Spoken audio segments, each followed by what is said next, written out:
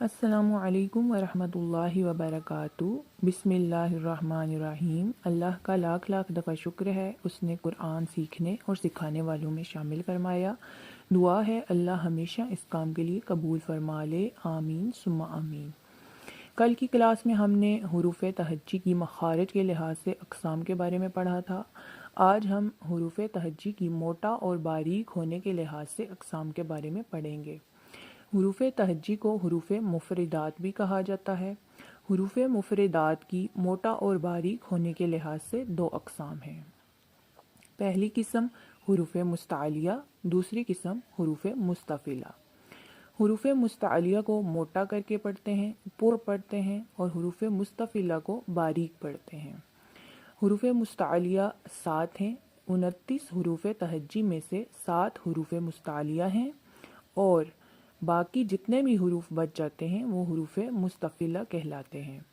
حروف مستعلیہ میں شامل ہیں، نمبر 1 پہ ہے خا، صاد، نمبر 2 پہ، نمبر 3 پہ آ جاتا ہے ضاد، نمبر 4 پہ طا، نمبر 5 پہ وا، نمبر 6 پہ غین، نمبر 7 پہ قاف۔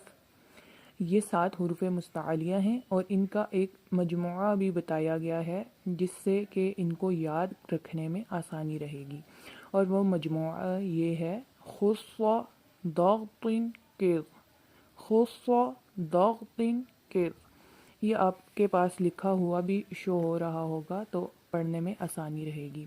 یہ مجموعہ یاد کرنے سے حروف مستعلیہ آسانی سے یاد ہو جاتے ہیں۔ اس کے علاوہ جتنے بھی باقی حروف ہیں ان کو باریک پڑھنا ہے، تو آئیے میں آپ کو حروف مفردات کی تختی پڑھا دیتی ہوں۔ تختی کی مشق کر لیتے ہیں۔ تختی کو اس طرح سے پڑھا جائے گا، الف الف الف الف الف، اس طرح سے نہیں پڑھنا۔ الف کے یہ جو لام ہے اس کے اوپر نہ تشدید ہے نہ لام کے بعد یا آتی ہے، بلکہ الف حمزہ کے اوپر زبر ہے اور لام کے نیچے زیر ہے اور فا ساکن ہے۔